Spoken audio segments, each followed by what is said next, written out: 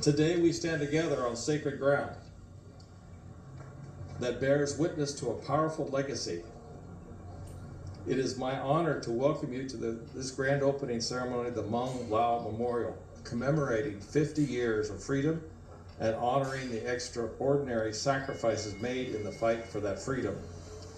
This memorial is more than a memorial. It is a living testament, a permanent reminder of the brave Hmong and Lao soldiers who served shoulder to shoulder with American forces during the Vietnam War and the secret war in Laos from 61 to 75, as you mentioned.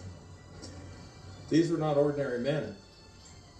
They were heroes, courageous warriors who risked everything to defend their homeland and stand up for the values we hold dear: freedom, dignity, and the right to live in peace. When the world wasn't watching, these soldiers were fighting in the jungles, in the mountains, on the front lines of history, and the war ended. The journey didn't stop though.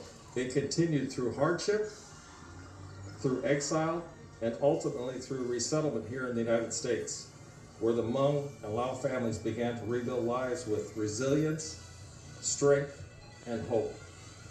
We gather today to honor their service and recognize their sacrifice, and to say what should always be said: thank you.